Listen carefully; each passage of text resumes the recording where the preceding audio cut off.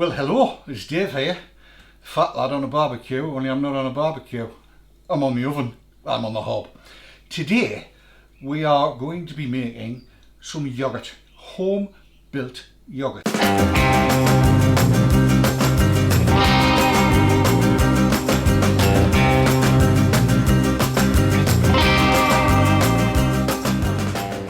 Now, this is a job my wife normally does, but I'm being allowed to do it today. And let me just tell you the stuff we're going to need. Big pan, stock pot, cheap as chips, and I've got here 5 pints of milk, 3 silver top, 2 watered down, semi-skimmed, lower fat, yeah, grand. A couple of pots, because we're going to make 2 litres of filtered yoghurt. This is going to be thicker than your normal stuff.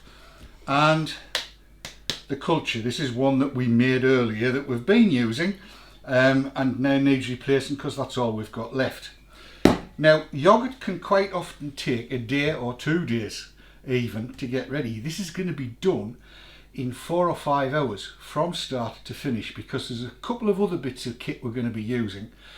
One of which is a sous-vide, or it's like a slow cooker cross sous-vide kind of thing, that we can keep it somewhere between 40 and 45 degrees, which will allow the culture to work quicker. And it's a very, very simple way of doing these things. Start off by pouring the milk into the pan. It's good to get kids to do this, they can have fun. When all of this daftness is over, I might even let my grandsons have a go at this, and my darling wife, who stood behind the camera, and you will no doubt hear her reaction to this. My darling wife could supervise them doing it, can't you, darling? Yeah. She doesn't look convinced from where I'm Well, stood. they're not making as much mess as you do, so Oh. there you go. Yes. Right, so got the milk in the pan, and you might be saying, what you put the milk in the pan for, Dave, if you're going to be doing it sous vide? Well, this is going to go up to 90 degrees and be held there for a few minutes, because that makes for thicker yoghurt. So onto the range we go. Turn the heat on, and then you need to be stirring it all the time and keeping a check on the temperature. Now, I use this is a Thermopen Pro is what it is, and it doesn't matter which way you turn it, it shows you the temperature the right way. All I do is hold it onto a holy spoon like so, and then stir. That means I can see the temperature of the milk, and when it gets to 92 degrees in centigrade, then we'll let it stand for a couple of minutes and then cool it down. So just keep on stirring away, and just to show you where the tip of the thermometer is, so it doesn't touch the bottom. We want the temperature not on the bottom of the pan, because obviously it'll be hotter down there. And you can see what's on the thermometer, that it's rising, and it's rising quite quickly. So we'll take that up to 90 degrees and then we'll be right back at you. Well, we're nearly there. We're at 87.3, 87.2, 88. Got to keep the stir going. It's very, very noticeable where the different temperatures are. So I'm just going to back the heat off a little bit, because we're heading up towards the 89, and I've still got the spoon held in such a way that my tip's being protected. That sounds awful, but you know what I mean. 88.5 it says now.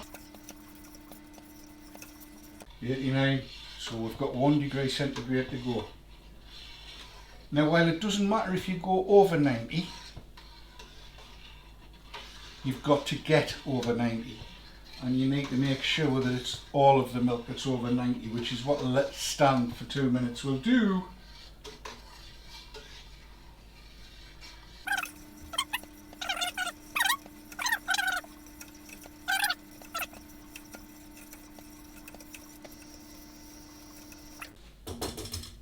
Right, that's now achieved a temperature of 91 degrees according to my Thermopen Pro.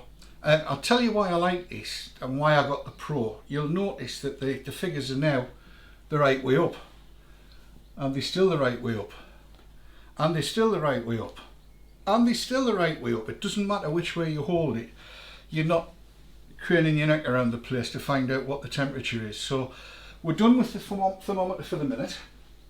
The next move is to take the pan of milk and cool it down to 40 degrees. Over there is the sink into which my darling wife has decanted some freezing cold water out of the taps. So I should take my pan over there, and I'm going to use oven gloves. Once bitten, twice shy. So that can now go in there, and it can sit there for as long as it takes to get that milk down to around about 40 degrees. While that's happening, I'll be getting out the slow cooker stroke sous vide machine, and we'll go from there. So I'll be back in a tick. Welcome back. Right, we've got the milk down to 40 degrees, there or thereabouts. As long as it's below 45, you'll be fine. In fact, if it's below 50, you'll be fine. But we've got it around about 40 degrees at the moment. It's a little bit of froth on the top, and that's fine too. So now, what I want to do is to transfer the ready-made yoghurt. This is yoghurt that's been made with active cultures. And you can use store-bought yoghurt, obviously, to do it. But what I want to do is to transfer the yoghurt that we've got made, and it's not going to be done in an easy or pot, we just happen to have these around. And what I'm going to do, I'll get a ladle and I'll put some in with that to start with. So some of the milk into the yoghurt.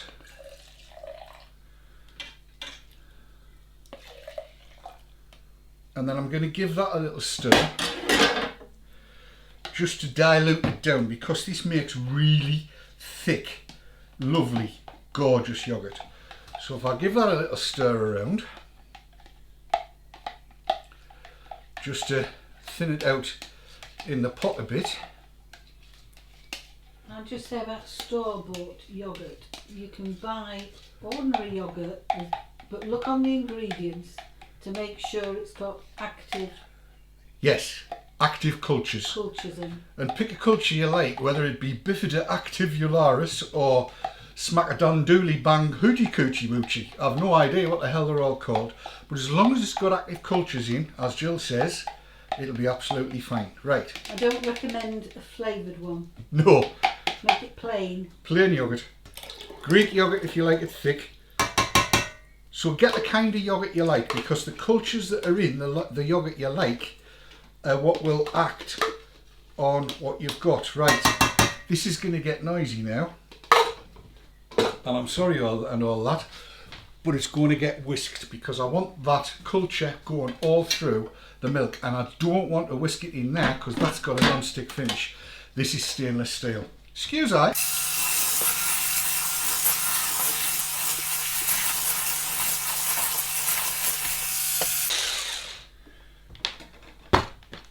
That's that done. Right, get rid of that because I don't need it. And now I can team the milk into here, which is a slow cooker. What is it? It's an Andrew James one that doubles up as a sous vide. So let's team the milk in very gently, very gently. Be quite frothy, that'll stop it from splashing, he said, hopefully.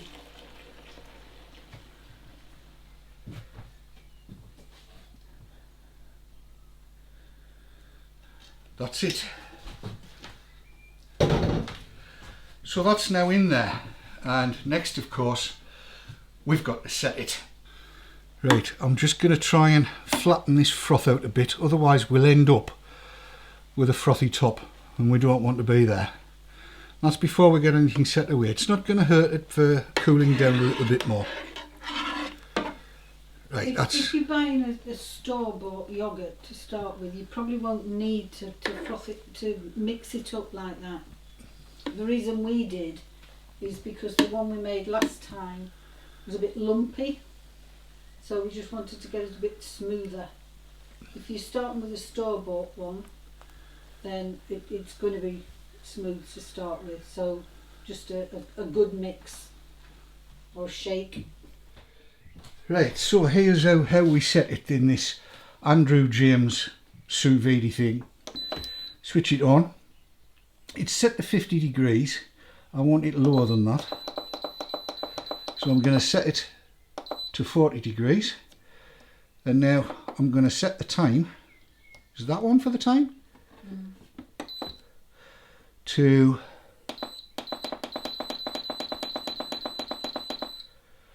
3 hours in the first instance, and then start it. And that's it. All we need to do now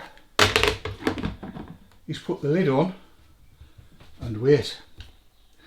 Back in 3 hours.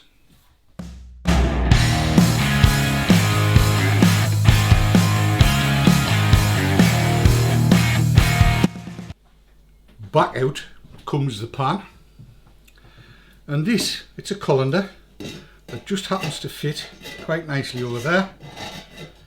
Go in, that's it. And then cheesecloth. Failing cheesecloth, a hanky, but not a pair of tights. And make sure it's clean. Oh yes. So now all you need to do is lift and put it in, and the yoghurt itself will separate from the whey, and you can see how thick and gloopy that is. What this does, by putting it in here and leaving it for an hour and a half, something like that, it will drain all of that whey off, and you'll end up with just the solids, which is where you want it to be. I'm going to leave that at that part, I think. And then in this other in this other tube, I'm going to pull the solids up and drop them in, keep them separately, and this will make a slightly more runny yoghurt, not as set as the other. Now the thing is, if you leave this out, I'll just leave that at that for the moment. I think if you leave this one out, and you can see down here, look, you can see where the whey is. If you leave that out for longer, it'll set even firmer before you put it into a refrigerator. It's an interesting concept, is this. It's a cross between cheese making and yoghurt making.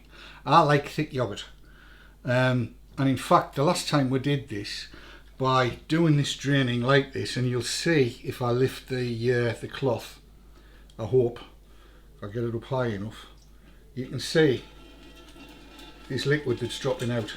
This is whey. You can squeeze it if you so desire.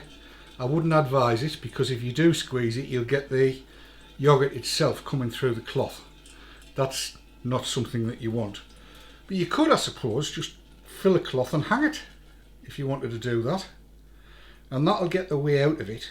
And you can get, I mean, look at it, 5 pints will make 2 litres of yoghurt, and you can see that's going like an old man after 16 pints. And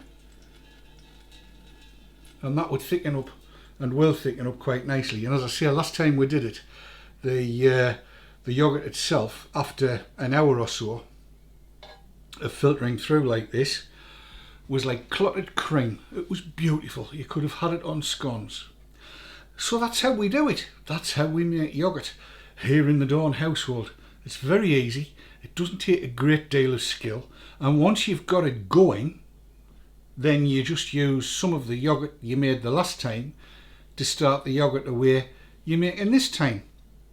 Every so often you'll probably want to buy some fresh, or you know, you might change your tastes, But as long as you've got the active cultures in your yoghurt, and if you've made your own yoghurt, you will have, then you're good to go. So there you go.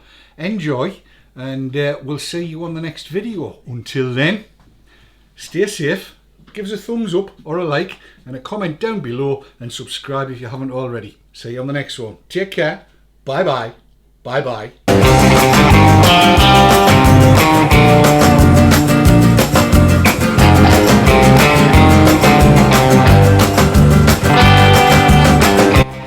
do you think of that? Nice, isn't it? Lovely. You like it thicker or thinner? Thicker. Thicker, right. We'll let it drain for longer then.